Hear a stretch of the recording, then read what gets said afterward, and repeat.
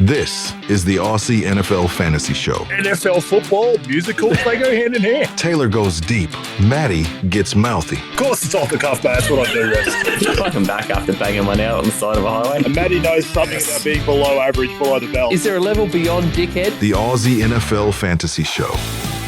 Australia's premier NFL fantasy football show is back for the Aussie Gridiron Network. This is the Aussie NFL Fantasy Show. They call me Matty C, and joining me for this expedition out into the great brown expanses of the Western Divisions this week is Australia's finest fantasy analyst. It's Taylor Goodall. Wicka wicka wow, wicka wicka wild wild west. Taylor's the best. I'm better than the rest. And if you don't like it, you can lick my testes. Let's fucking go. Oh, wow. Okay, so it starts with the record scratch. We're going to dissect this, are we? I'm off guard. But, mate, that I was wondering what you were going to do after the Chase Brown one got the 4 levels. How were you ever going to come back and topple that? Was that in your mind today when you were pulling this together? Mate, my mind is a weird prism. It is a weird place, mate. I don't think we want to really get into that right now. Don't know if dissecting testes is the right way to go either. So, mate, we might just let that sleeping dog lie. Jeepers, that just made me feel a bit less comfortable in my chair thinking about that. Mate, thank you for joining us. We're on the great trip out to the West this week, and we've got a killer fucking guest. I cannot wait to bring him in. But, mate, your screen tonight, for my benefit, actually kind of features some Western flavour. Talk me through it.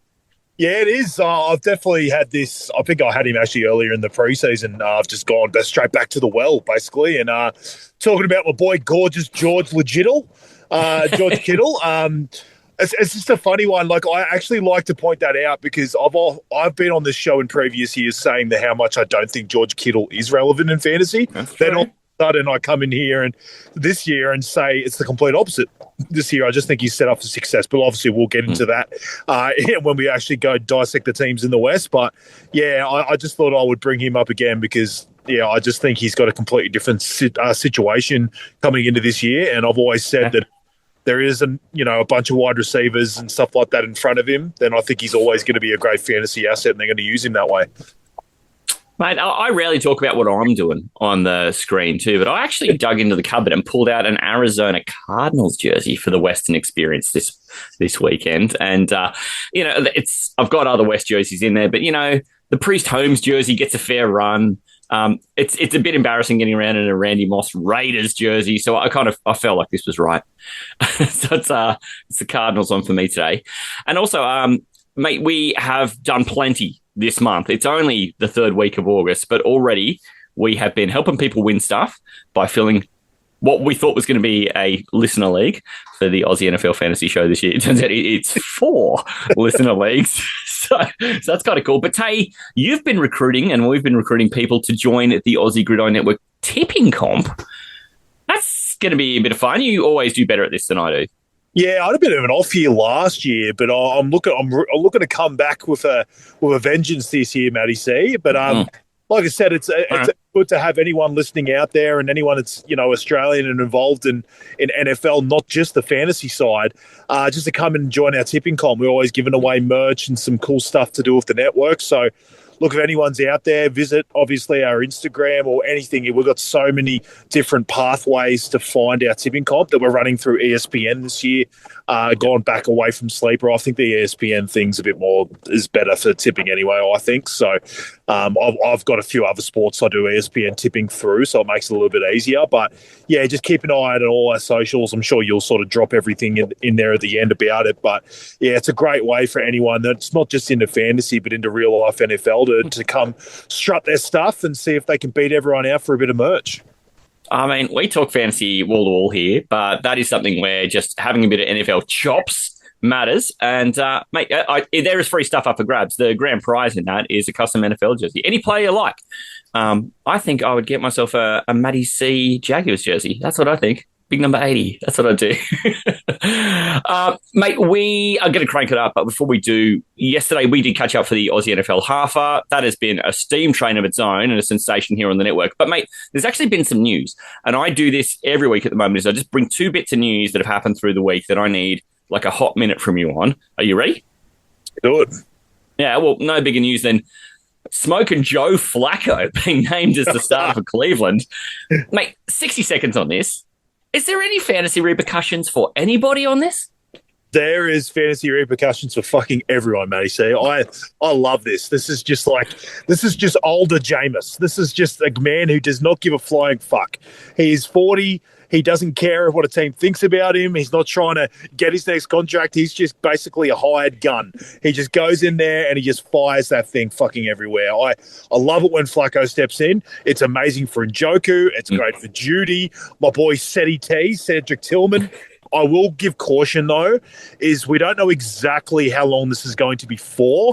Obviously, they will probably turn to either a rookie or I don't know, it's going to Tiny Hands Pickett. But that if I've got these guys, I do have caution that things might be great at the start and it might be worth looking to possibly trade them if you've got someone in your league that's keen on them, because I'm worried that, say, in week 4 or 5 and they're 0-4 and 5, they're just deciding to turn to one of these other guys just to see what they have, and it completely, just plummets their fantasy values. So just watch out for that. But for now, I'm pretty pumped for these guys. Yeah. I mean, Ian and Isaac did a great job breaking that down about just the massive quarterbacks they got there. Whether this means Joe Flacco is just smiling because he's about to get paid 16 games for 6 games work, we'll find out. Hey, mate, the other one I wanted to toss to is that Dan Jones is the man, but he will also be the starting quarterback at the Colts in week 1. Does that actually have a positive or a negative fantasy impact to anyone?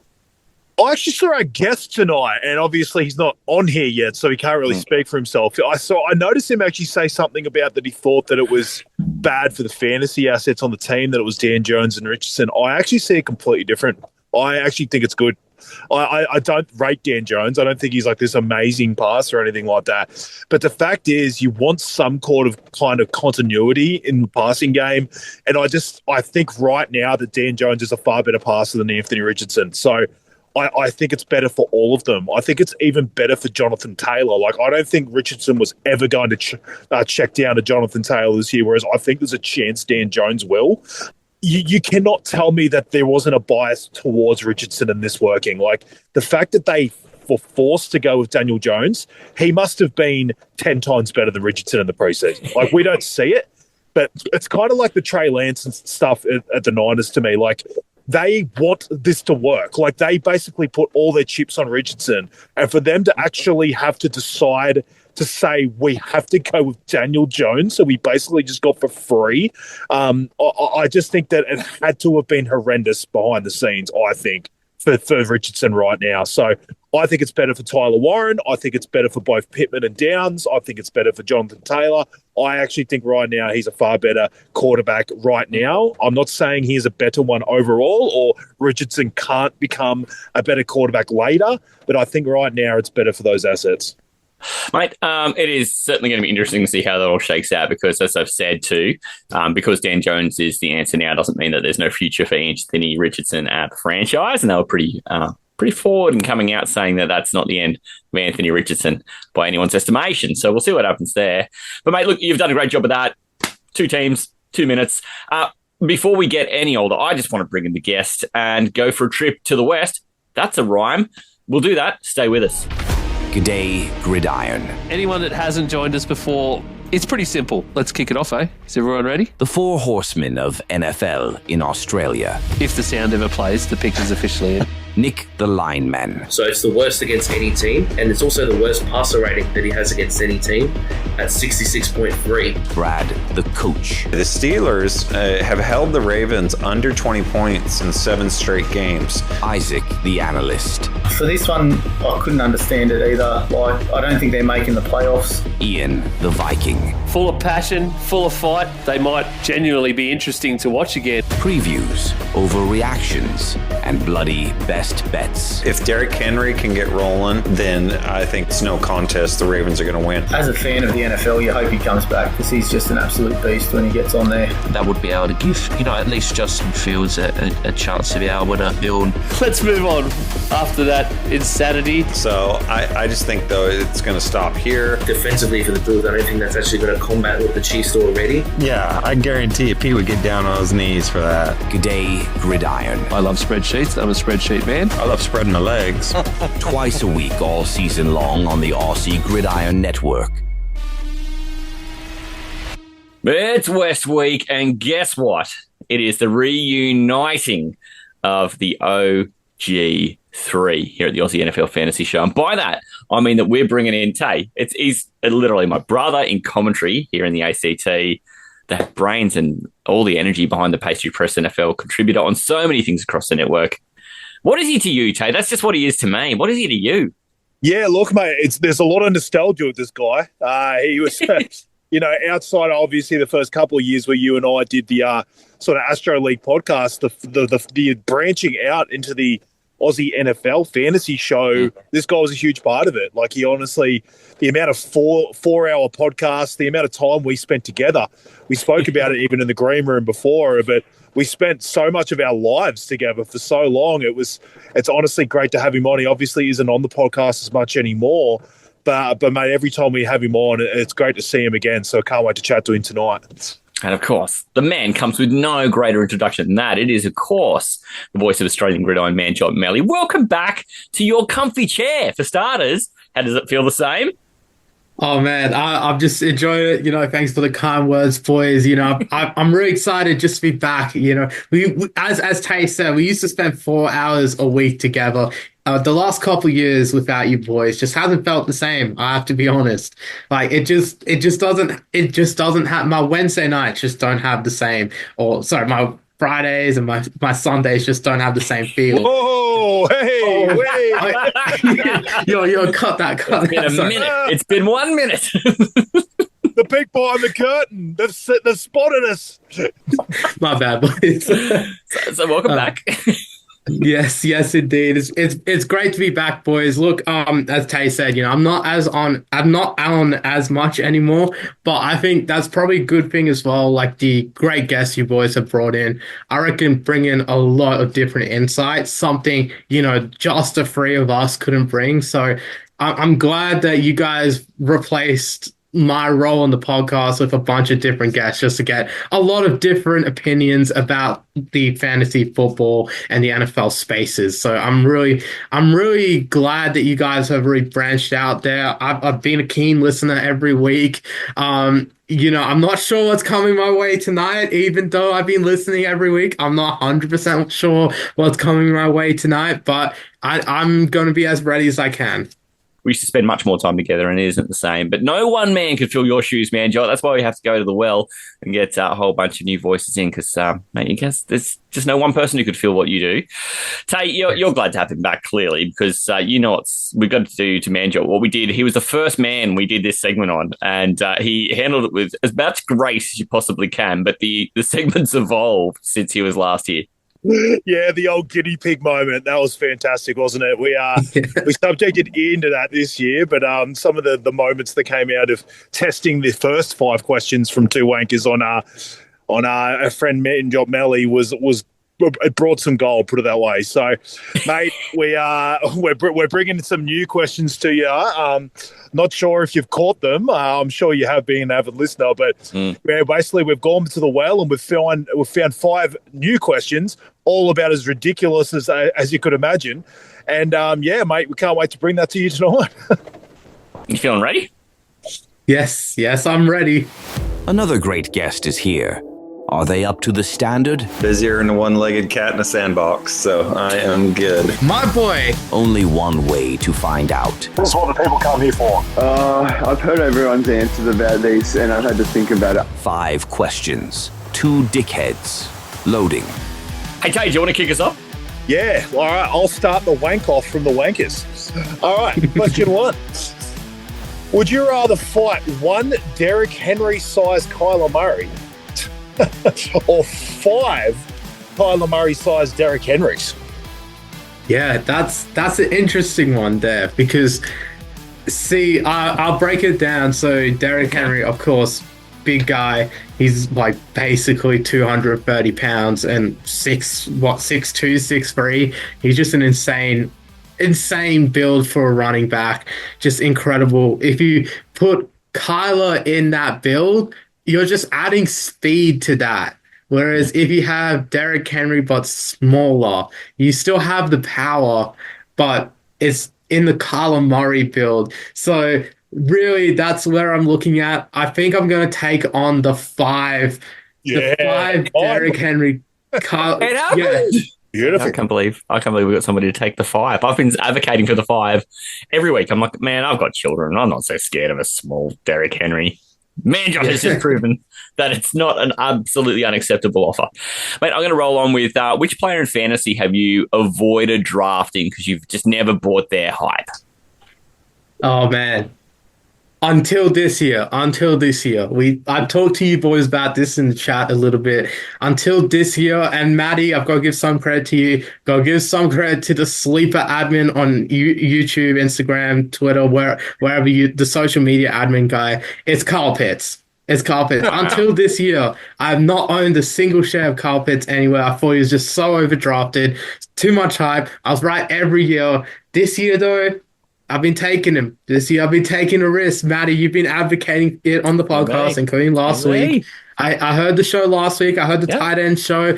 I've been listening to every show. I know you're a big Kyle Pitts guy. I'm buying him the hype this year. But over the years, Kyle Pitts hasn't been a guy I've really targeted. So I think he fits that answer well. If there was a guy... I'm trying to think of a guy that I've never really bought in, including Who would this you year. still bypass? Because I love this. Don't get me wrong. But is there anyone you'd still bypass? Be like, fucking still no.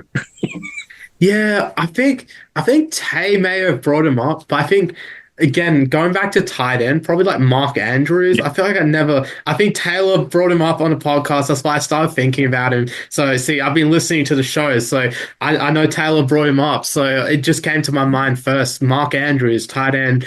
Really, I haven't. Yeah, I don't know. Maybe if you go kicker defense, maybe like Justin Tucker before allegations. Like, I never really took him anyway because he was just so overdrafted as a kicker, I feel like. And in some formats, especially if you're playing against fantasy newbies, they'll be taking him like the 8th round or some shit. Yeah, so I'm not taking like Justin Tucker or Harrison Butker or any of those sort of kickers. So that's going a bit deeper into the draft. But yeah, I think Mark Andrews was the guy I thought about thanks to Tay.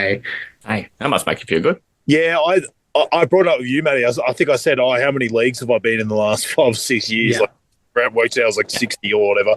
I haven't had a piece of him anywhere. And it's never actually been me sitting there going, I just can't stand Mark Andrews. I don't think he's going to be relevant. It's just he's always fell in that weird area at tight end that I just don't normally draft in. It's always like between. There's often like a top 3 in tight end, and I've never quite felt like he's had the volume to be in there. And then he kind of always fell in the middle. And then I'm like, well, if I'm not taking the top 3, I'd rather just be at the end. And he's just never given me what I've felt like enough upside. I'm not saying I've been right every year either. Like, there's definitely been years he's been worth it. But it's just one of these guys I've just always looked at and thought, you know what, he doesn't feel like he has the upside to me. So, that's just obviously when these questions come up, I sometimes think of what I would say, and that was definitely Mark Andrews for me. All right, MANJOT, who's your arch rival in fantasy football? Oh, man, this one's hard because I've heard some good answers. I know the very first guy mentioned in the answer for this one was me, actually. Thanks, Ian. I do remember that. So, I've been keeping tabs. It's an interesting one. I've had Ian on my dartboard ever since. Yeah, that's what I heard from what you just said. It's like pretty much you just giving him the middle finger, being like, I'm watching you.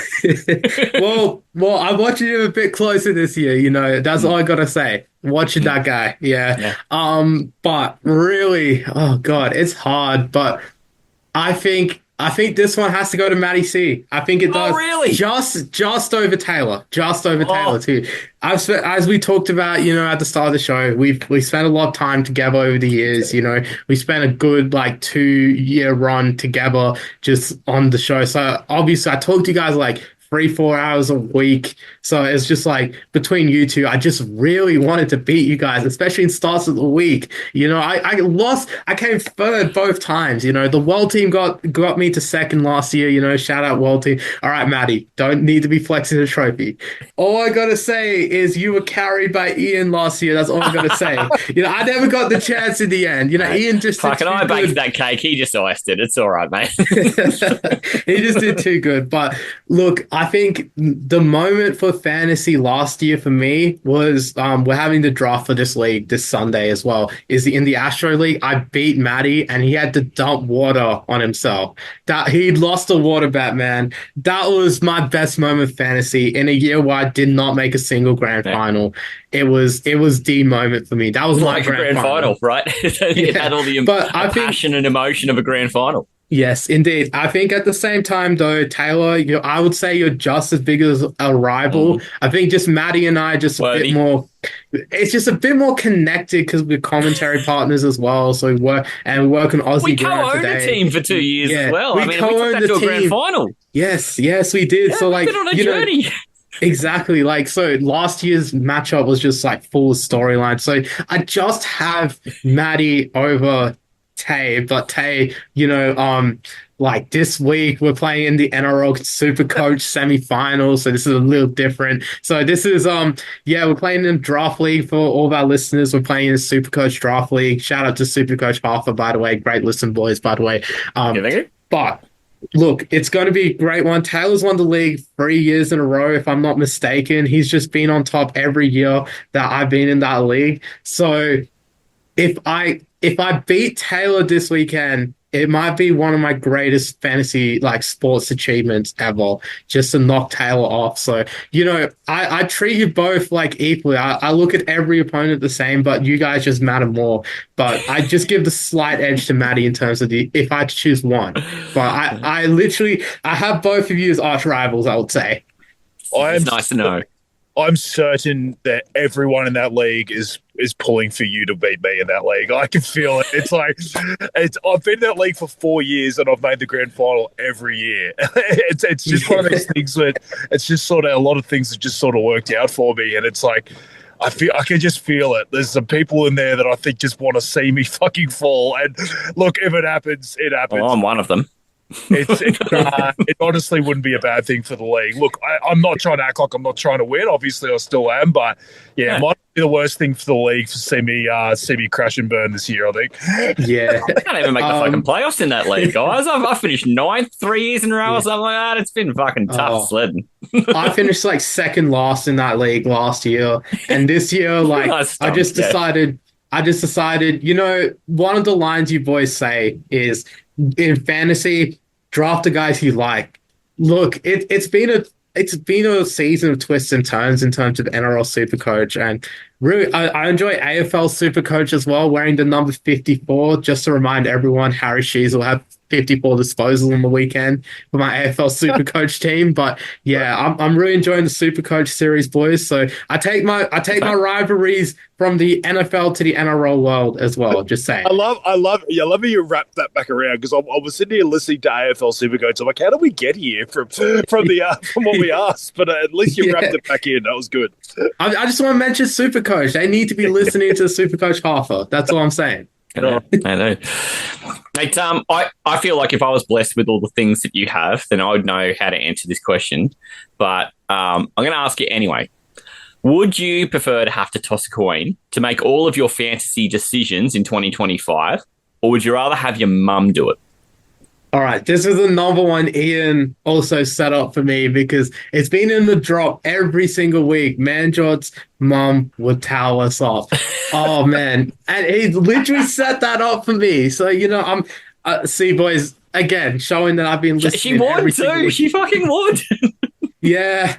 Look, I can't go against mom here. Fuck the coin, that coin can just... I'll throw that coin into a river and it'll sink to the bottom of the river. Give me my mom. Mate, if I could run a team with somebody who wasn't you, I'd run it. I'd just see if your mum was around, because I reckon she would be super helpful on draft day. She'd win the draft. We'd be set up. It'd be great. Yeah, I think I've given my mom enough ball knowledge, really. I'll say, she knows, quite a bit for someone who doesn't really watch games.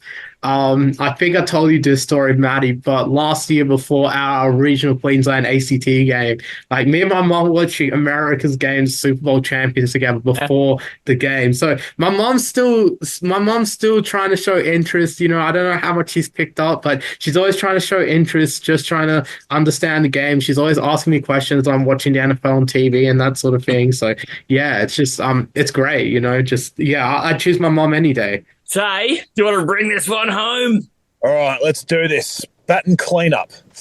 All right, if you could have any sporting moving character join your fantasy football team, who would it be? Wow, yeah, that's an interesting one. Like, yeah, because if it is a sports movie, trying to think, if Michael Jordan counts, does he count from Space Jam? Because it's a sports movie character, isn't he, Tay? Yeah, for sure. Does he count? I saw him play baseball. It was pretty shit. Yeah. I want him to be stretching out for the touchdown like every time. So I'll take Jordan, greatest basketball player of all time. His Space Jam was better than LeBron's. That just settles the GOAT debate. So I'm taking Michael Jordan Space Jam. Just a very technical answer. If it has to be fictional, though, that's an interesting one. I'd probably take the Water Boy. I'd take Adam Sandler. Yeah, Bobby Boucher. Tay, how do you feel about the second choice? I know the first one, it's hard to go against one of the greater athletes of our time, but how do you feel about the Water Boy call? Yeah, mate, I love it. I always sit here every single time we ask this, and I just expect that answer. He's just so classic. It's just so, honestly, there's multiple Adam Sandler like sports movies you could actually take. So, yeah, mate, I can't go against it. Mate, you have survived the new 5 questions. You've done all right, mate. How do you feel? Do you need a cuddle? Look, it was better than the first time when you guys surprised me. At least I had a little bit more warning this time. So yeah. I think I did a good job. Until you were researched, you came ready. I like that. Yeah. This is the Aussie NFL Fantasy Show. This feels the opposite of being picked in the sack. Let's fucking go. You know how some years I'm like, fucking Taylor doesn't know what he's talking about. Yeah, we're normally called major wankers instead of rankers. So yeah, that can be our tagline. In a car in the dark with a full erection. The Aussie NFL Fantasy Show. Let's get into the West. We've got the AFC West to go and assault here on the Friday show before we're going to bring MANJOT back through. And this is great because I know he will definitely be here for the Sunday show. This is why you do the AFC one first when you got a guest like MANJOT, because you know he's not going to let you talk about the 49ers without him being around. So we'll get into the AFC West right now. I'm going to kick off at the very bottom of that division. It was the Las Vegas Raiders who had a bit of a rough season. In terms of fantasy, I am pretty sure that your settings would have to be, well, pretty repulsive to consider Geno Smith as a really legitimate option. With that aside, like 2 quarterback, we understand that he's probably some sort of consideration, but I want to go straight to their great rookie running back.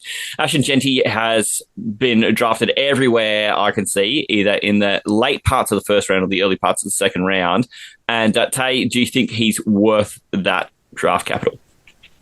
Yeah, I do. I've kind of eased up a little bit from the start of the year. I was sort of talking him up as sort of just in that like sort of running back 5 to 6 range. I was kind of tossing and turning between him and CMC there for a little while. And I think obviously the volume's going to be there, and that's obviously why I like him so much. My only slight concern is the O-line. I'm just a little bit worried that he's just going to be running into the asses of his own O-line the entire year, and I've obviously been a big proponent of that, and I've always felt like the only guys that can really get around having a bad O-line in fantasy are just guys that are quick and obviously great pass catchers, and I think Genty will be fine in terms of the passing game, but, I just have my concerns that his yards per carry on the ground may not be fantastic in his rookie year, but look, I'm still fine taking him there because he's still got the upside that he can sort of break fantasy. And my point that I liked him initially is that I think he's got a super high floor.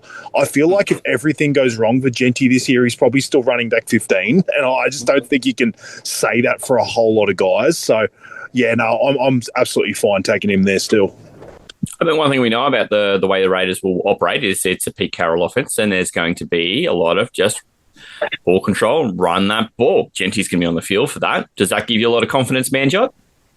Yeah, I mean, Pete Carroll, as you just said, he's a very run-heavy coach. We saw Kenneth Walker, of course, Marshawn Lynch previously. These guys were always just running the ball a lot when he was the Seahawks head coach. And at the Raiders, he's really come in, so they really want to build that run-first identity. I think a guy like Geno Smith, he's not going to be airing it out as much as the other quarterbacks in the league. And I think this bodes well for Genty. Like Taylor said, like the O-line's a bit of concern. He had like -1 yards in his first preseason game. So that was a bit of an alarm. Against my 49ers last week, he was looking great. He ran over dudes. He scored touchdowns. He looked incredible. So I don't think I'm as concerned as I was after the first preseason game, now that I've actually seen the tape on the second preseason game. So I think with that, Genty, I'm still pretty high on him. As Taylor said, like his floor could be a running back 15, and that's great.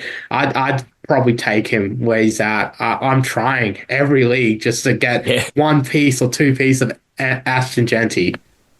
I mean, he's getting drafted as the 6th running back off the board. Generally, we all kind of tend to agree that that's about right.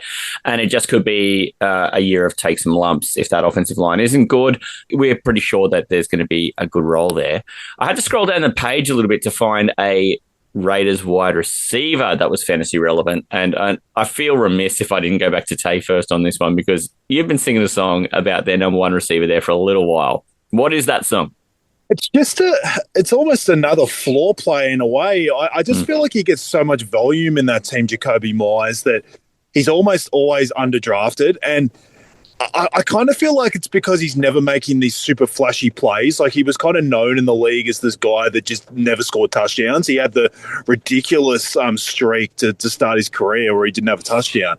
And I feel like he's kind of got that stink on him in drafts, and everyone just thinks of him as this guy that, you know, is never going to be this like fantasy breaker. And look, that might be true, but when you're getting him in like wide receiver 30 in drafts, I feel like there's only upside there because he is the bona fide number 1 on this team. If he was this guy that was, you know, finishing wide receiver 25, but he'd be scoring 10 touchdowns, I'd be more concerned because I'd be feeling like there's only reason for negative regression in the touchdown side. Whereas because he's had no touchdowns, what if he scores 6 or 7 this year? That's not even an outlandish number, but it's far more than he's been scoring. So I think there's actual reason for upside for Jacoby Myers. If you draft him at wide receiver 30, people aren't. Like, his average draft position is around wide receiver 39. Yeah. So you've got him ranked far high. You do have him closer to 30. And I think this is going to be one of these ones where it's like, I'd take you on a water bet that he doesn't finish in the top 30, but I kind of feel like, I just kind of feel nervous that I would be aware of the water on that one much sooner than I should. But I get why people are cooler on him than you. It's just, you've been singing this song. He has turned up for you in years gone by when you've gone, you know what? He's starting to get targets. He looks like he's got a little bit of upside to be had there, MANJOT. Yeah, I think with that point you made just at the end, I reckon Taylor will win that water bet, because the last couple of years finished as wide receiver 24 in 2023, wide receiver 19 last season. So he's definitely finished comfortably in the top 30. So I would say if Taylor was to take you on that water bet, if you're water betting him, you're wearing water, Matty. I would say that. He's very dependable. I myself have been underrating him. I'll admit I haven't picked him up in a lot of places. We play a lot of fantasy leagues. Thanks, Kev. But I haven't picked him up in any of them. I just haven't. And I think he's one of the guys, until I did research for this show, he's flown under the radar. And I think he's a guy, as Taylor said, that really could benefit from Geno. Like, Geno's a pretty efficient pocket passer. He really likes to find the receivers. He was really finding JSN and DK Metcalf over the last couple of years at Seattle. So I think he could really do the same with Jacoby Myers, and really he has no competition in that wide receiver room to really take off the targets. The number 1 target on this team, without a doubt, and it didn't matter whether there was a good quarterback there or not, Tay, was Brock Bowers. Anything going to change this year for him? Nope. It's rinse and repeat. And honestly, there's probably reason to believe there's more upside, because when you come in as a rookie and do that, it makes you believe that, like, in an entire season of being the dude, it's only going to get better. Because, you know, last year, I know he hit the ground running pretty quickly, but he obviously still had a couple of games there where he was coming in as a rookie, and it's like, far out, if he's just going to be acclimated straight away in year 2, and yes, he might get some more defensive coverage because everyone knows who he is now. But he's such a good player. I don't think it's going to matter. I just think he's going to constantly find the gaps in the defenses, and I just think he's going to be Gino's best friend, and he's just going to get so many targets that. Look, is it going to be variable year to year what his touchdowns are? Sure, because it's not like this absolutely fantastic offense.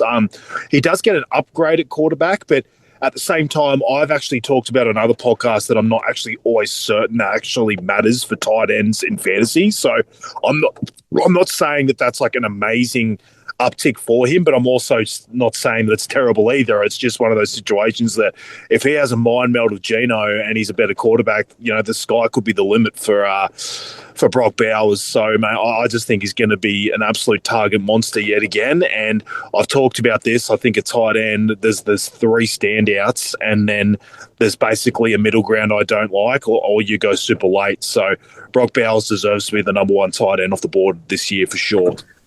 I mean, everywhere's got him at number one. I've got it at number one. You don't have it at number one, and we'll talk about that over the weekend. But, Manjot, do you think he's worthy of this number one spot?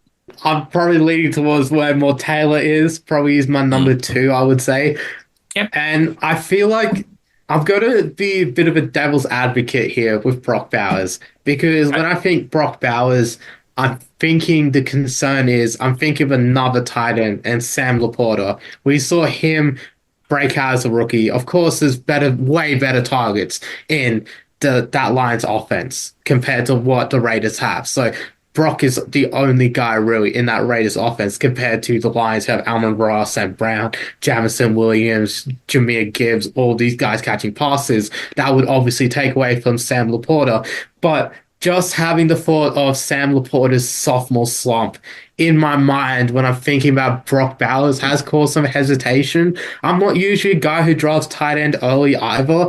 I think Brock Bowers will still be great, but there is still something in my mind just thinking about Sam Laporta last season. It's just really something interesting. I just want to play as a devil's advocate, like just really air that one out there for the viewers to really listen to. It's just maybe there might be a regression. I don't think it will be, but it's just sort of something that's been in the back of my mind. It's like, well, yes, he's in a great offense. He's going to really do well, but it's not guaranteed. And we saw that with Laporta last season. So there has to be a little bit of caution. That's just where I'm at with Brock Bowers.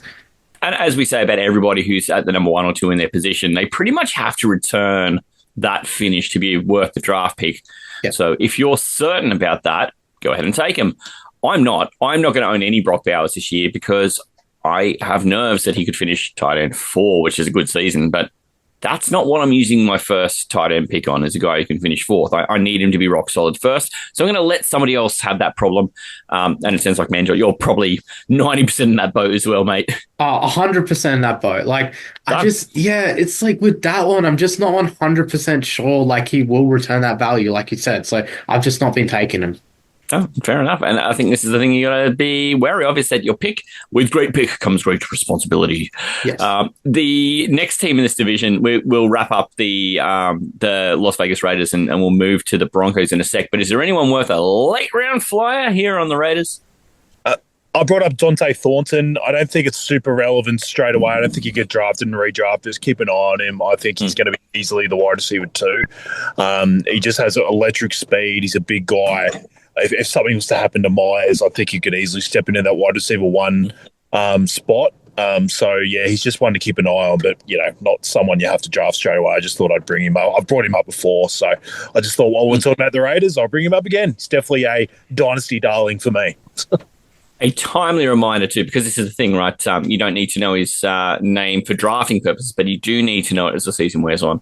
It's good to get that name out there early. Weirdly, if you look across this division, the Broncos came 3rd in the division, but they still did enough NFL-wise to make the playoffs. Bo Nix was the highest finishing quarterback in this division last year, and he does it with a whole bunch of positive sentiment coming to this year as well. He is still across the major sites we look at, Fantasy Pros, ESPN, Sleeper, NFL Fantasy. He is a consensus 8.5. It makes him the 7th quarterback. That's crazy.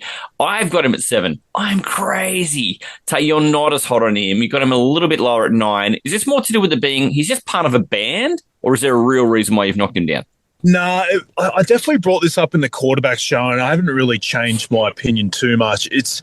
I just think that with this team and their setup, I think they're going to win games, and it's not always going to come in flashy ways. I don't think they're going to need to score a whole lot of points.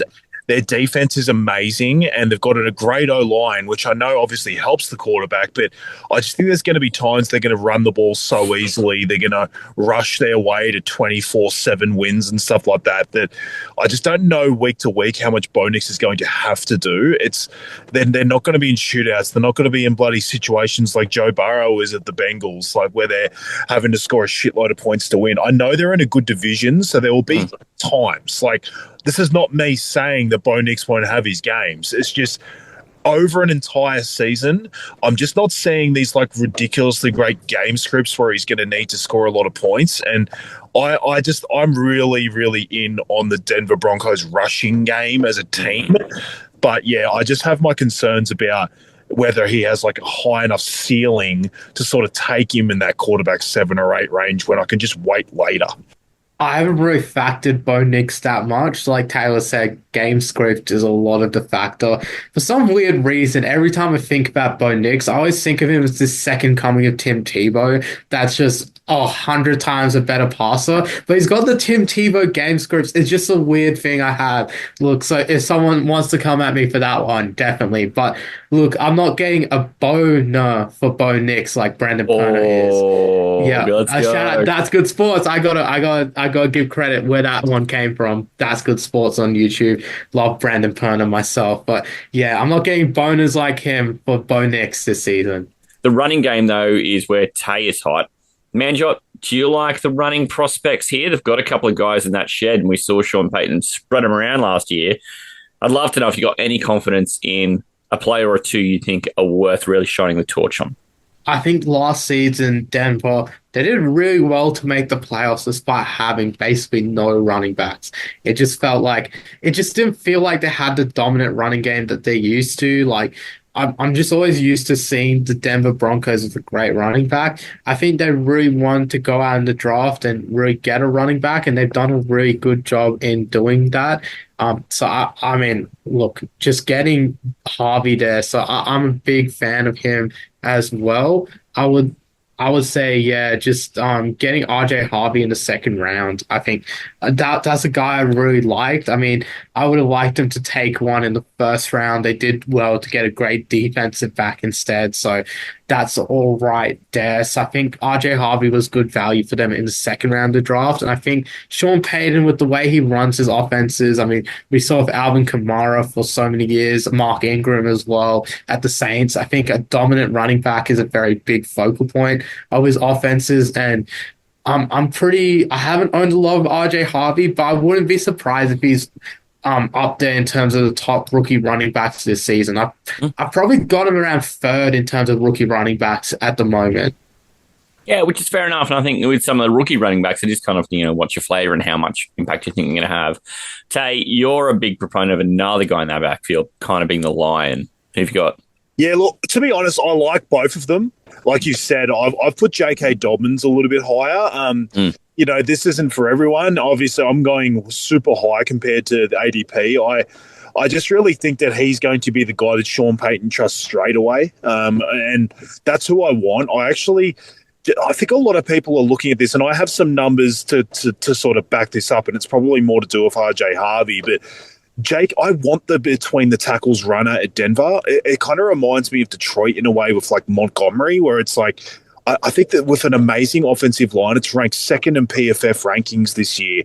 And I think they're going to be an amazing running game scripts. The fact they've got an amazing defense, they're going to be able to run the ball the entire second half.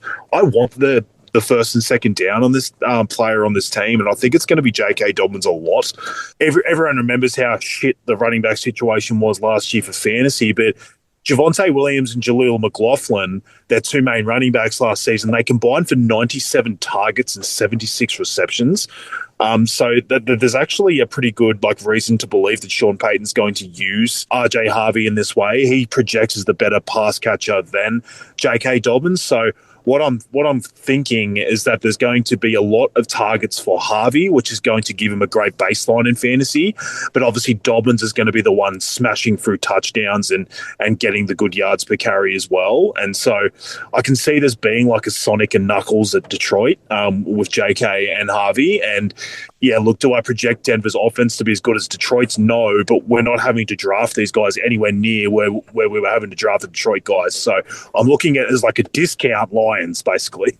Discount Lions. A Bronco is a discount Lion. You heard it first. They're getting drafted at the moment.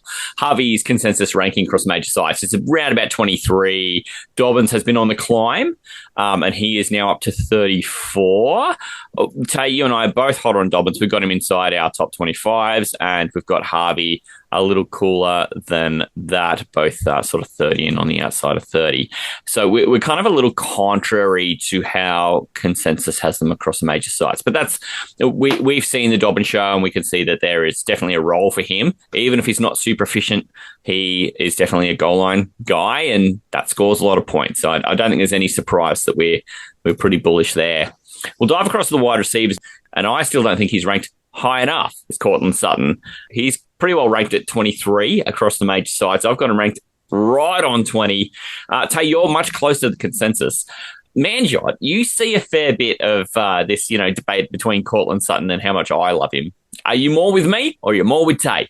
Yeah, it's an interesting one because Courtland Sutton's one of those players where it feels like his stats get better over time, I think, in terms of that. So I have been looking into that a bit more. He had roughly the same touchdowns last year as he did in 2023, lost a couple there, but he finally got through to the 1,000-yard season, his first one since 2019. It's kind of surprising he's been in the league since 2018 as well. Feels like he is a lot younger than what he is in terms of age. It just feels like he's always just been in his prime, just for me. But really, I think now that he has competent quarterback play, I'm pretty happy with Courtland Sutton. I just feel like he does have consistency issues for me, though. I think being a guy who has owned Sutton in the past, you're either getting boom games or bust games, really. And I think one of the things when Russ was there is I really noticed that with Courtland Sutton. Like, he had some really big boom games when he had Russell Wilson there, but when Russ was doing bad, he just couldn't get anything going. So he's really been a real boom or bust sort of receiver for me. I think that sort of plays into into the debate a bit more. So really, I see your hype there, Matty. I'm just sort of in the middle. I'm MANJOT in the middle on this one, I reckon. I mean, and there's no shame in that because I think you're just kind of in the spot where consensus is what consensus is, and I don't think there's any problem with doing that. Tay, of course, game script is something that you've spoken a lot about. Is, well, how much does Bo Nix really need to chuck it, right? Yeah, it honestly goes hand in hand between Nix and Sutton for me. Like MANJOT brought up, he seems to very hit and miss, and that's always been a problem in his career. But I think with Nix in the situation where they can run the ball and they've got a great defense, I just don't see a huge volume amount for Sutton. So it's basically, did he get a touchdown this week? Great. Did he not? I'm a little bit worried about his volume. So I'm fine with him as the wide receiver one on this team. There's going to be plenty of great weeks, but my concern, like MANJOT, is just a bit of consistency issues, especially with the way this team's set up. So, yeah, I'm not super high on him, but I'm not super low on him either. We'll see how that one shakes out because the other great receiver on the team is not a receiver, was a tight end between New York Giants and then most recently with the stop at the Jags. It's Evan Engram, and mate, he is one of 3 top 10 tight ends across the NFL that comes from this division. He is the lower ranked of the 3. We had Brock Bowers earlier. Evan Engram comes in at about 8.7. He's sort of close to the 9th tight end off the board. I've got him valued about there. Tay, you've got him valued about there. Just got some confidence he's going to see the targets? Yeah, I do. I don't think it's ever going to be Trevor Lawrence Jags target share. Like, that was absolutely absurd. But I just think, like, Sean Payton's shown that he's kind of wanted to use this joker role or whatever he wants to call it. And I just think he's going to fit this team quite well. I do think there's going to be lumps. I think there's going to be games like I've just talked about with Sutton and Nix. I think there's going to be games that are not going to need him as much, and that's my only concern is consistency with him as well. It's a pretty big theme for me with the Denver passing game. I just think they're going to be able to run the ball so well. But look, I think he's fine where he's going. I've got absolutely no issue. So sometimes I look to go a little bit later. I kind of still think there's some wide receivers and running backs going around him in drafts that I probably still prefer a little bit. So I haven't taken a lot off him, but I'm fine with it. I don't think it's egregious to take him where he's going, put it that way. I also think it's a bit there's a bit of risk, don't you reckon, MANJOT, too, of taking a guy at a position which he's shown he's got some value, but he's going to a team where the tight end hasn't really been a focal point of the offense for a couple of years. Do you think that's the risk factor? I think so, and really, you guys obviously know how much I love Fantasy Pros as a site. It's probably one of my go-tos when it comes to research, along with the sleeper algorithms and that sort of thing as well. I think looking at the percentage of times in the last 16 regular season games, so you only play 9 of the last 16 regular season weeks. So this doesn't actually take into account the rest of them that he missed. But he only went over on his projection twice out of those 9 weeks, really just showing he did fall off quite a bit last season. So I think I'm really factoring that in. Of course, he had that injury as well, so that has to factor in as well. So I'm a lot cooler on Evan Ingram. I think out of the top 10 tight ends, that number I gave, 22% going over his projection, is by far the lowest out of the top 10 tight ends on Fantasy Pros. I think if there's a guy week to week, maybe I might stream him if he's ever available in a league because a guy drops him because he hasn't performed. I might just pick him up then. But really, I wouldn't be drafting him, to be honest. That's just me. I think, as Taylor has talked about, that tight end sort of dead zone, the middle zone, whatever you want to call it, it just feels no value is really there. So I'll be on your guys' side, I reckon, with the lack of consistency is just a real big one for me. To me, where he falls in is that if you miss the top end and he'll probably be someone who's around if you're in a 10-team league and you're one of the last guys to pick up a tight end. So I just imagine that's where his value you're going to see him late in drafts, and you're not going to need to rush to get him. But if you miss him, there's probably going to be another guy right there who's almost exactly the same. Is there any late round flyers we want to talk about with the Broncos? We literally brought up just one receiver. Is there even another receiver? No. I can hear Kev saying, Troy Franklin. I still think Marvin Mims is interesting. He just didn't play a lot of snaps last year, but he finished the season super well. I don't think he had a game where he was over 47% snaps, but he seems to be getting better usage. It is preseason, we don't really know, but he seems to be getting the same usage as Cortland Sutton. So if he's the flat-out wide receiver 2 and he plays more snaps this year, I've got some interest in him, but at the same time, it also doesn't make much sense because I've just sort of talked out a lot of the passes in terms of this game script, so it's hard for me to get in on him as a sleeper. But yeah, he's one for Dynasty and just one guys that are in super deep leagues to keep an eye on. I reckon that's about the most we can dig up for the Denver Broncos. So we'll move this train on. Weirdly, the Chargers went from being completely horrific to being actually kind of watchable, and they ended up with, what was it, an 11-6 record all of a sudden out of nowhere, and they actually looked really decently competitive and until they got to the playoffs, and then they were very quickly shown up. But I think considering it's only the first year of, having Jim Harbaugh turn up, that's a great turnaround. And I think there's a lot of us who kind of expect that tough-nosed football to just continue to put them in a playoff spot this year. It is going to be difficult for me to trust Justin Herbert because I kind of saw his role, for me, it kind of diminished and he stopped being the star of this team. MANJOT, for fantasy, he's kind of ranked at about quarterback 14. I'm far cooler on him. Taylor's far cooler on him. We've got him much closer to 20 because we've got concerns about volume. How do you feel about Justin Herbert?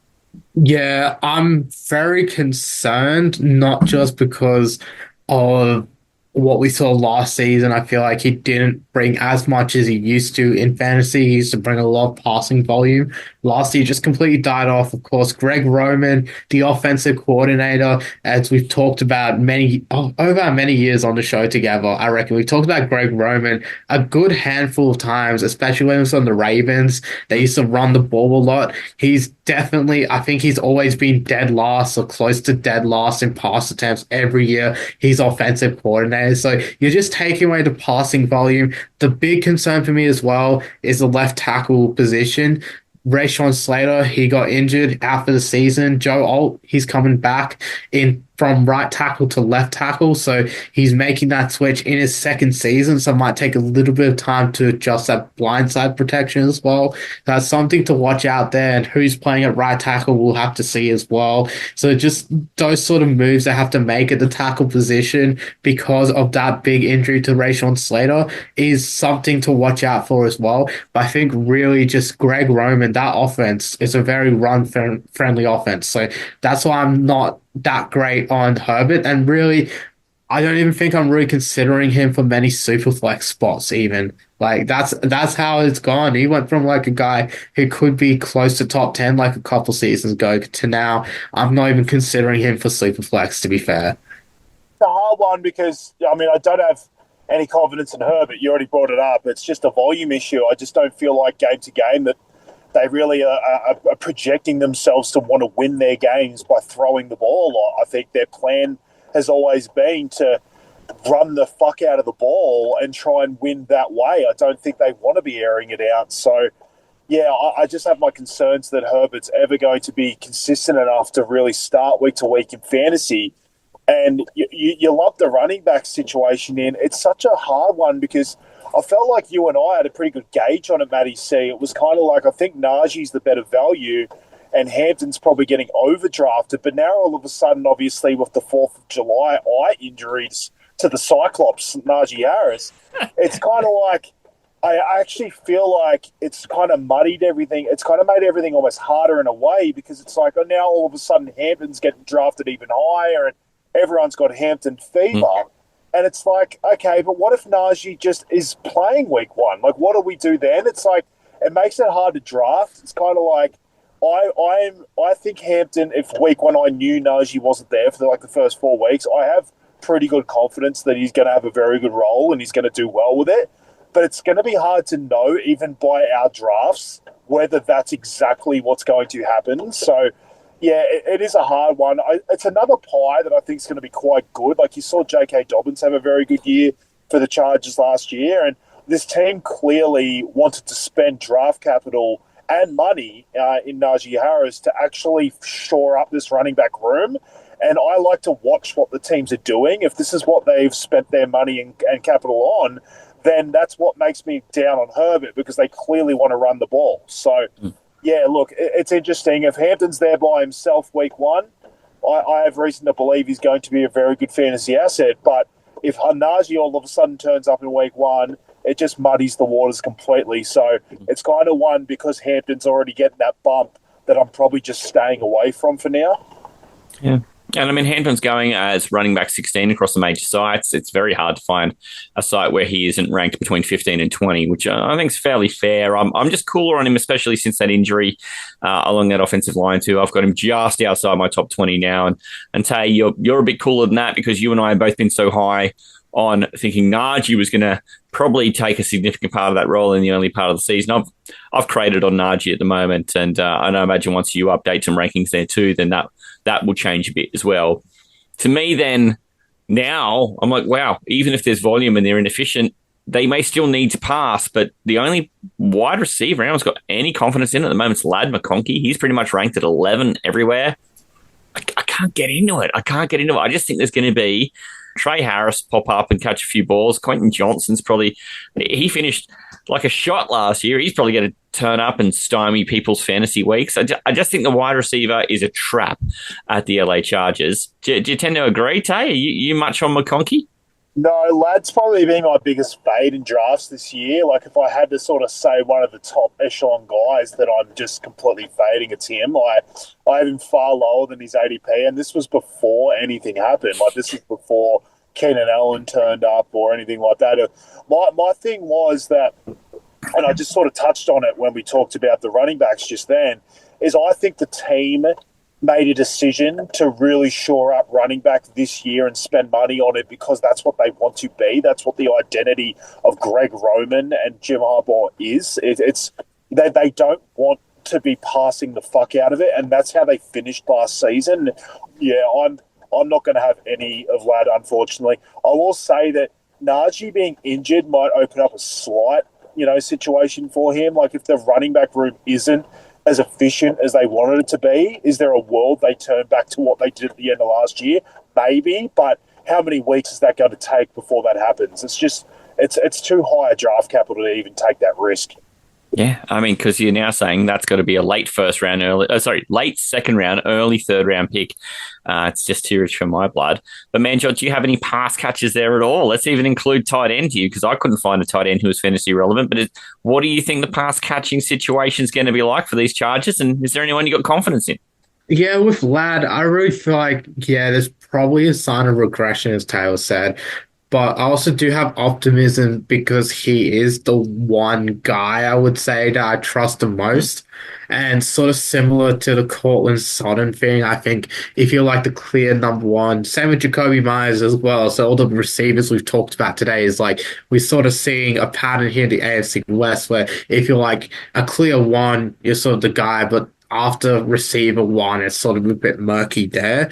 So that's where I'm really a bit concerned there with the Chargers receiving situation.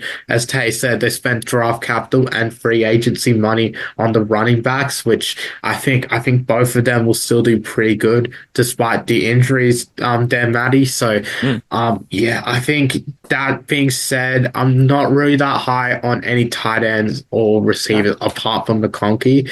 And even then, I'm also like you guys, I've cooled off on McConkey as well. Yeah, I mean, like he's kind of got to prove it.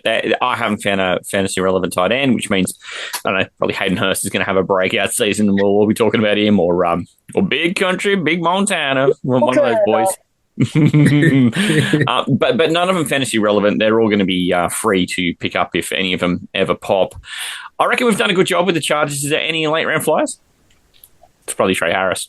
Yeah, Trey Harris. It is, but with Allen coming in, it just muddies the water a little bit too much for a low passing offense as it is. So he's one that I'm sort of cooling on in terms of drafting. He'd be someone I might try and get off waivers during the year. Let's move to the divisional champs, the Kansas City Chiefs, and Manjot loves talking about the Chiefs. Mate, Patrick Mahomes, I very famously remember you saying a couple of seasons ago, Patrick Mahomes will finish outside the top 10. He didn't, but mate, he hasn't been back in there since the year after you said it. So why are we drafting him at like quarterback 6 or 7? Yeah, look, I'm still very cool there on Mahomes as everyone is. Last year, gosh, I don't know what happened to Mahomes, really. I think everyone's just really seen it's more of a schematical thing, I would say, with defenses and how they play him with the too high shell, where you could also call it like cover 2 man, where you're playing the 2 safeties over the top, just going man coverage against the Chiefs receivers. So it's just led to a really bad sort of offense over the last couple of years with the Chiefs, where they're not passing as much. Their running backs have improved a lot, and really it's just Mahomes and Kelsey in terms of that passing connection. Their receivers haven't really stepped up, and I think that's a big problem as well. But Mahomes himself, he hasn't really completed passes that greatly either. So I'm just like, with Mahomes, I'm just not 100% certain with him. I've owned none of Mahomes because I think his upside is pretty much gone for now. Like, until we see something there, we do need a bit more upside. I think as well, I'm using that same stat, the projection stat that I was using earlier from Fantasy Pros. He only went 37% of his games, so 6 out of 16 last season over his projection in his last 16 fantasy games, shall I say. So that in itself shows that he isn't that consistent week to week. Like, he's more of a flip of the coin or worse in terms of his fantasy projections. So yeah, that's why I think the market has rightly cooled on him. I'll use the Taylor line. never wrong, just early. That's all I was just going to say about Mahomes. 100%. And here you are in 2023 saying the death of Mahomes, and you're a little early. But, I mean, cripes, for fantasy purposes, Tay, this is still a guy that's been drafted across the board around about 6 or 7. It's that's a lot of faith to put in a guy who didn't even have 4,000 yards last year. No, the proof is in the yards and what's happening. He went from, 5,200 to 4,100 to 3,900.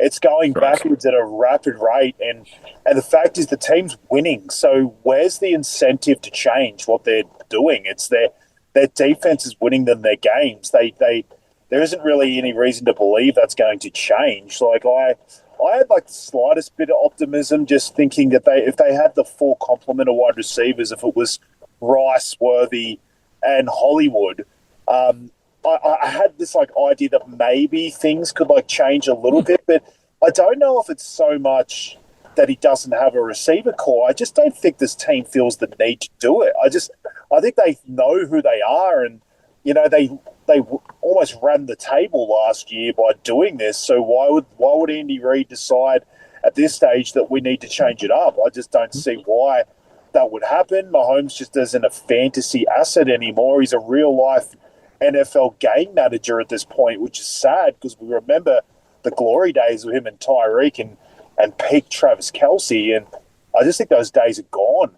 You might see spike weeks, but I'm not drafting him in that. It's a full quarterback dead zone in a way. It's just there's no value to me because I just don't see with the way that this team is running right now how he finds a top quarterback top 4 or 5 upside this year, and that's what you need when you're drafting in the quarterback 7, because otherwise what's the point? You might as well just wait.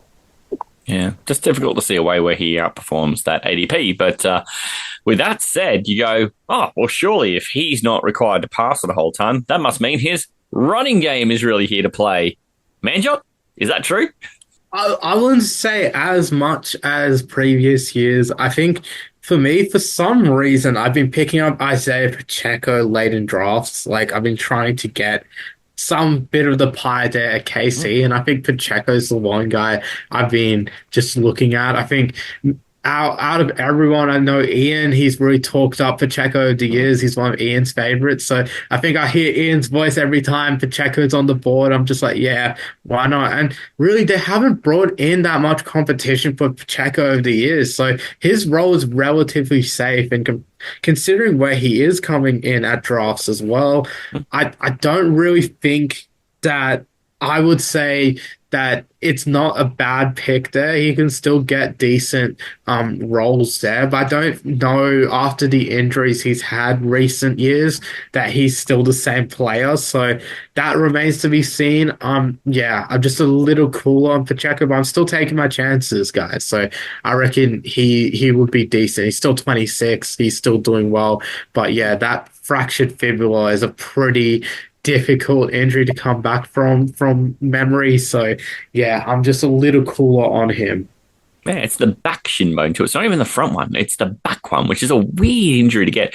But it's the thing, so as a running back, with a broken leg, I can see why the market has been that's a problem. I knew you key in on the broken leg thing because you're always talking about it was Brian Robinson getting shot in the leg. It's always in the fucking leg. You need legs to be a fucking running back. I have to agree with that. That is the smartest analysis you've brought on the podcast every single year, Matty. I'm just going to say. You also said tanks don't have hands. That was good. Yeah. That was great. Sometimes the narrative writes itself. But look, what I want to know about this Pacheco thing, right, is are we too nervous about that? Because one thing we know about bone breaks is they are a very linear injury. After 6 weeks, that thing heals. You should be then right to start resuming all the usual activity. And it's been far more than 6 weeks. So are we cooler just because we don't like the situation? But it's a quarterback who's not going to pass. Are we cooler because we're terrified about the leg? The leg's healed. Tay, you and I are both cooler. Maybe you can explain to me why I'm so chicken of Isaiah Pacheco. I've been sort of thinking this one over because I've been thinking the same. It's Pacheco, his leg should be healed. There's reasons why, he struggled at the second half of the year last year because, he was absolutely destroyed by injuries. But So I'm wondering why I'm sort of a little bit lower on him and why it's not just rinse and repeat. I feel like he's missed, like, I feel bad for him, for those injuries, because I feel like he's missed his opportunity for fantasy, I guess, stardom. Like, he was dominating at the start of last year. Like, he was an amazing pick and he was getting everything for this Chiefs team. But what I think's happened with these injuries, like these injuries that he had last year, is that I think it's opened the door for the Chiefs to sort of run it by committee, and that's what I think's going to happen here. I don't think it's that Pacheco can't get back to what he was doing. I just don't think that situation he started the year at last year is ever going to happen again. Now, he's not getting drafted like that, so it's not like you can't find some kind of value. Like, I'm fine with people taking Pacheco where he's going. But I don't think the upside's there, because I think you've seen Kareem Hunt come in, who they like and they trust. They've even gone for the missile. Bloody Elijah Mitchell is running back 3, who I think could get some run if needed. I just think the Chiefs have decided they'd rather just keep it cheap, and they would rather just run multiple backs at this instead of having, like, the dude. So I think your opportunity for Pacheco to be just this dominant fantasy asset, I think it kind of went out the window last year, and you're just going to see a lot of, like, split backfields moving forward. There's a part of me that hopes we're really wrong here, Tay, because I've been pretty nervous about Pacheco, and I've really found it hard to nail it down, but just having big fat Kareem Hunt charging over for the goal line stuff, and just getting a role anyway last year kind of bothered me. And we've seen when Elijah Mitchell is healthy, he's quite impactful. So, it does kind of muddy the water a bit for Pacheco. So that one remains to be seen, because generally I think when we say, hey, the quarterback's value is depressed, one of the things we do is tend to go to the running backs and go, well, that should mean there's an immediate reason why you might be interested there. And it's just kind of funny. This is one of these teams where that's not the case. But then you also look at their receivers and you go, yeah, but none of these guys are also knocking down the door. Currently with Rashee Rice in flux, I've seen his ADP across sites and his ranking across sites is dropping significantly. NFL.com hadn't refreshed their ranking on him. So if I took him out, he would drop to wide receiver 29. So we're now talking like probably an 8th round for Rashee Rice. He's only going to be missing some weeks. It's not going to be immediately. And all of a sudden, it means that Xavier Worthy has leapfrogged him into wide receiver 27. Is that how you're drafting him, Tay? Are you taking Worthy over Rice? I am, because I just think you saw a very good finish to the season for Worthy last year, like, albeit that there was obviously no Rashee Rice and no Hollywood or anything like that. So he was kind of the only man in town. So that could have been a part of it. But it definitely looked like he was... What did DeAndre Hopkins do to you? Yeah. Oh, you're a Titans fan. No, I know what he did to you. Got it. Yep, moving on. What did he do for anyone? Nothing, that's why. Yep. I do have confidence. Like, I keep thinking, like, Worthy's going to have this amazing start to the season, but a lot of it was predicated on Rice not being there. So it looks like Rice, obviously, with that September 30th, court date, I feel like, or that meeting of the NFL, that I just have concerns that it's just like, I don't know what it's going to be. Like, Rice, you would think, would hit the ground running because his injury should have healed from it. But what if he is slow for those first 4 weeks before we find out the suspension? But him being there just sort of makes it hard on everyone. So if I knew Rice was out the first 4 weeks, I was super high on Worthy. Like, I drafted him a couple of times thinking that was going to happen, because I saw what I wanted to see at the end of last year, and I think that going into year 2, he would have only built a rapport with Mahomes. But it's such a weird situation with Rice, this thing being pushed 4 weeks in. I honestly don't really know what to do with it. And when that happens for me personally in fantasy, I normally just try and stay away from it when I just don't know what I'm going to do, because it just feels like I'm never going to have confidence either way. I do have quite high confidence that Rice, when he's playing, is going to be fine. It's so weird that it's going to be in the middle of the season. I just don't know how to take it. We also don't know how many weeks it is. So maybe Worthy's one that if you find out that Rice is missing, week 5 to 10 or something, maybe you try and make a play for Worthy in week 2 or 3, knowing that's coming. But yeah, it's one that I'm probably staying away with for now, unless I can get super value on one of them. This is one thing we do pretty well as a sports media is we find out what's going to happen before it happens. And there's so many great sources out there who have a good finger on the pulse of how many games a player is likely to miss before things get doled out.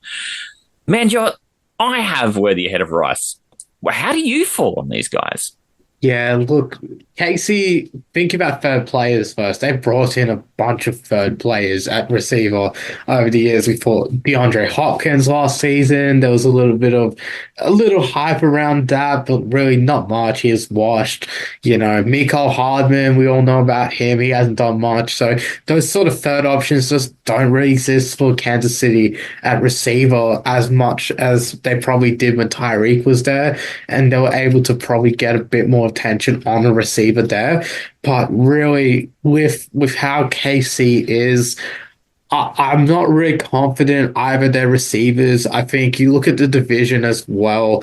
Like the Broncos have a great secondary. As I talked about earlier, they even drafted a guy to join that secondary to make it even better in the first round. So really, it's just they don't have really good scheduling either in terms of receivers. I think that division's pretty hard when it comes to passing. I think it's just something to factor in there, and Rice's suspension just really throws everything into flux, as you guys said. It's just really thrown the hammer in the works. And really, what I've got to say about that is, honestly, what Tay was like, I don't know what to do with Rice. I would say just draft Jordan Addison, play Rice the first few weeks, then play Jordan Addison when Rice is suspended, that's your flex options for the year sorted as everyone's fading them. Just a draft strategy, bit of meme advice for you all. But yeah, in terms of the KC, I'm not confident in Worthy either. I didn't see enough in his rookie season to be confident in him this season. Okay, fair enough. I think it's one of these things where people make their own value on this, and they'll either come up roses or they may come off feeling a little less great about it. But one thing that we know is a staple in Kansas City is that Travis Kelce will have a podcast that some people listen to, and sometimes he'll catch passes. That's what we know. He had been much greater at catching passes, and then last year was kind of the beginning of this weird thing where, you still have to pay like a tight end 6 to buy him. But MANJOT, do you have the confidence you can return that? I still don't know how to go in the Super Bowl with this offense, honestly. Just thinking about it, it's just like all that bullshit that had to go their way. It's a bit of salt there for me. But even Kelce regressed. Like we talked about Mahomes. If Mahomes regresses, Kelce regresses, I feel like they sort of go hand in hand with how it is in that offense. And I think, again, I'm not high on Mahomes, so in turn, I'm not as high on Kelce as before, but I think a lot of people have tanked his value thinking the same way that I am, so that actually makes Kelce appealing. I remember we did that mock draft, the first mock draft of the season on the Fantasy Show with Ian, myself in the background and you two, and then Taylor took Kelce in the 9th round. That I thought was crazy. That was some crazy value then. I think if I can get him in a sort of a 7th round onwards, I think he might be worth a flyer. But in saying that, again, that middle zone of tight end, it's still, it's just uncertainty really then. And I think Kelce's falling in that middle zone, just bang in the middle of the middle zone, I would say, even. He's kind of one of this mirth of guys, right, Tate? Everything after about that top 3 or 4 is kind of good luck. Yeah, it's know your draft and know the people in your draft. It's like MANJOT just brought up. I got such ridiculous value on him to get him in the 9th. It was kind of like, all right, here's where I'm not really giving up great wide receivers and running backs to take my tight end anyway. I may as well just take him here. It's not that I'm out there trying to target Kelce, but it's like, all right, if he falls to me, I'll take him. I do think that the weeks that Rice isn't there is probably going to be better for Kelce because they sort of sit around the same area. So it's going to be one of the situations where I don't know. There's going to be lumps. There's not going to be like the dominating Kelce years where you get guaranteed numbers. So, yeah, if he falls here like very late, I'm fine taking him. But if you're actually having to pay like what we brought about with like Evan Engram and stuff like that, if you're having to sort of go around that like round 5, 6, 7, I would probably just look elsewhere. And weirdly, this brings us to the end of the AFC West because there is no late round flyers here. We have talked about everybody there is for Kansas City. We even brought up Elijah Mitchell, for goodness sake. So that's how deep we went on the Kansas City Chiefs. But it means that that is the analysis for the AFC West. And hopefully we've done a good enough job of giving people some idea of where they're going to find players in their draft. And hopefully they can create a bit of value and walk away with some of the players that we've talked about and find ways to make a team of these players really worthwhile. MANJOT, we're going to invite you back for the Sunday show because we're going through the NFC West. And we're going to start with your boys as well, the 49ers. So I know you're going to be keen to join us. Yeah, I'm very keen, boys. Of course, I only just got my feet wet here on the Friday show. So the Sunday show, I'm 100% back. Mm-hmm. And Tate, look, we've been met through the week to do the NFL Supercoach Halfer. I know you can't get enough of me, mate. We're right back into it on Sunday for this NFC West show. Hey, great to have MANJOT back, and he's back on Sunday. How can we go wrong? Let's do it. Absolutely. You got to get on that AGN tipping contest. You can find that at linktree/Aussie Gridiron Network. Grand prize for that, custom NFL jersey. Mate, I could even get a Melly 49ers jersey. How good would that be? What number would be on it, MANJOT? Yeah, that's an interesting question. I'd probably put the number 7. It's been my lucky number the whole time. So, yeah, shout out Colin Kaepernick. There you go. He is 37 years old and still trying to make it in the NFL, and God bless him. Tay, we also have got our wonderful 4 listener leagues, but you've been rustling up people to get on this NFL Supercoach Halfer that we've been doing through the week. And, mate, that has been a sensation. Thank you so much for dragging me into your brainchild there. I've been having a great time with that. I've been doing some learning. Yeah, and it's one of those ones where it's a good stats deep dive because sometimes I feel like with just sort of regular NFL fantasy on here, it's sometimes, especially in the preseason, it's a bit of a gut feel. Like I feel like sometimes it's just, a little bit of analysis on O-lines and defenses and stuff like that. But generally it's just a gut feel when you're sitting there looking at ADPs and stuff like that. Whereas with the Supercoach stuff, because you're basing it off a dollar value, you're basing it kind of like the stock market and based off last year's results, I feel like the stats deep dive really matters even more in terms of exactly what you're projecting and what they're going to do compared to the previous season. So it's been a really fun sort of little endeavor that we've done, and we've been trying to keep it at a very digestible halfer. Doesn't mean it's exactly 30 minutes. It's starting to stretch out a little bit under that 50 minutes, but I feel like we're doing a pretty good job, and we're always after feedback from anyone that's either an NFL fantasy aficionado or a Supercoach or both or neither. Just anything you're looking to hear from us on that show that we haven't done already, please let us know because we're always looking to fine-tune that product. So thank you, everyone that's been listening to this show and that show. It's been phenomenal. 100%. And for those who are kind of more into the NFL analysis too, of course, G'day Gridiron features tomorrow, and they appear every Saturday. But you know what was kind of cool was that Ian and Isaac appeared midweek with a bit of a breaking news thing, and I hope they continue doing those when those things happen because that was a really great, and it was a very digestible size too. I got to listen to it on only half of my drive home. It was terrific. So this is the things. You can find all these great things across the network here on the podcast section, but you can also find even more over the Aussie Gridiron Network, YouTube, and the Pastry Press NFL. You can search either of them to bring the YouTube channel up. Because MANJOT's constantly putting up shorts in there. We've got Aussie Gridiron today now that the Australian Gridiron season's about to start. We've been doing some cool things over there too, haven't we, mate? Yeah, definitely. I mean, we've gone through training camps or interviewing players and coaches. So it's been great just to get in amongst the local game. It's just something we're both very passionate in. And really, for anyone who is into the local game or just wants to give a bit of support to local players as well, I think just giving it a listen will be a great thing to do as well. And I'm coming with more NFL content on there as well in terms of long form on YouTube. So stay tuned for that. That will be coming out in the coming weeks. Cannot wait. MANJOT is at Pastry Press NFL on Instagram. My mate Taylor here at Taylor41. I'm at Matty Podcast. We're going to get out of here. We're going to see you all on the Sunday show. Looking forward to having you lads back. In the meantime, hooroo. Hooroo. the Aussie NFL Fantasy Show, thanks to the Aussie Gridiron Network, Australia's home for NFL and Australian Gridiron content. Discover everything the network has to offer, including G'day Gridiron, Pastry Press, NFL, and Aussie Gridiron Today. Buy merch and win free stuff. Visit the mothership at linktree/Aussie Gridiron Network. Hooroo!